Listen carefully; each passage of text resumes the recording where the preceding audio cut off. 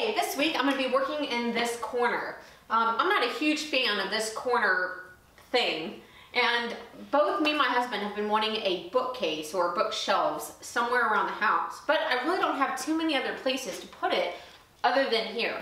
So looking at this corner, I think that I want to make some floating shelves, corner shelves, some corner shelves, floating shelves, some corner floating shelves that will hold books.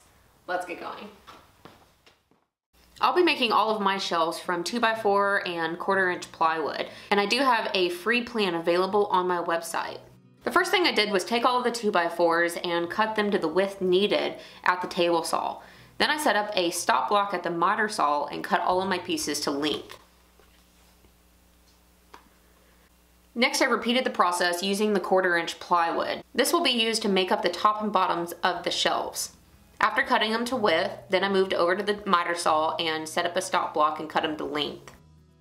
Now to actually start making the inside of the shelves, I grabbed the 2x4s and used a countersink bit first before joining them together. Now I made sure to put the cut edge of the 2x4 pieces always facing the outside edge. That way that it'll either butt up against the wall or be the exposed edge later on. Also, I used a spacer to just make installing these inside pieces easier. Then I would grab one of the 1/4 inch plywood surfaces and attach it using my nailer.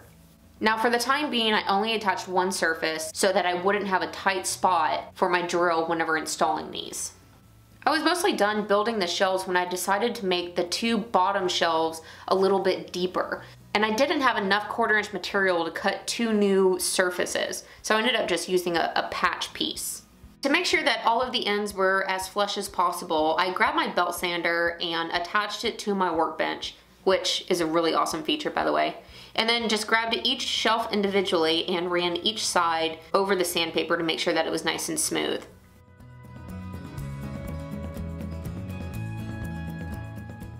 Then I laid out all of the shelves and used joint compound to fill in any of the imperfections or those patch lines that I created.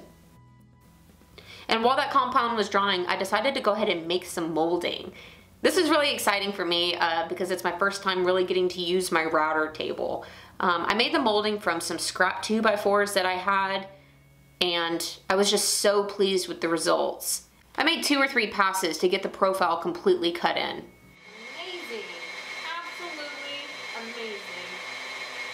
I found out with this bit I was able to get 2 profiles cut on one side of a 2x4. After getting all 4 cut in, I took it over to the table saw and resawed it in half.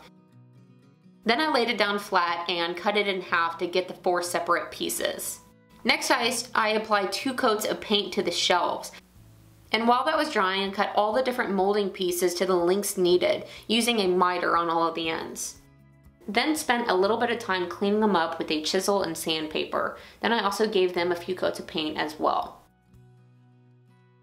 When it came to actually installing the shelves, I cut a few spacers to make life easier. And I would first set the shelf in place, making sure it was level, to pre-drill the location of the studs and also mark where I was going to need a drywall anchor.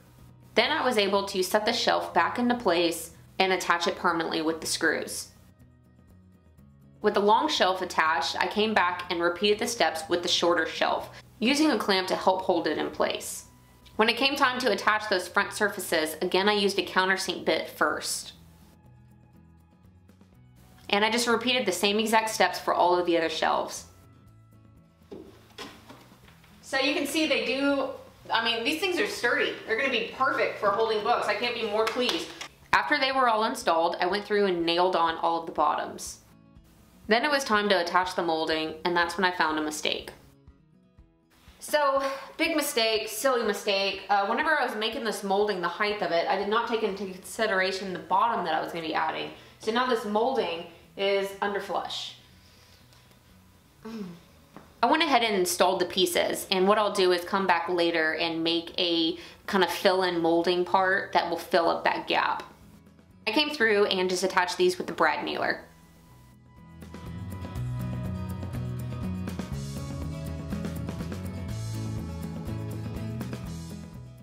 Now, since my walls are a little bit curved, I did come through on the back ends and apply a line of caulking. Then with everything dry, it was just a matter of applying one last coat of touch-up paint. You know, I didn't realize how big this corner was with that small little corner nook in here. I think that these shelves just really open it up. And I can't be more pleased with the way that it looks. I mean, it's definitely going to give us a lot more function to this corner, but aesthetically, I'm just way more in love with this look. But I'm really happy with how sturdy they are as well. Those wall anchors are no joke. It was a very simple project. I did mess up the molding, but other than that, it went really smooth. So if you would like to build your own, I do have a very simple set of plans for these shelves on my website at wilkerdoos.com. So check that out. And that's it for this one. I will see you the next time I'm working on something, guys. I'll have to climb into the attic to get the rest of our books.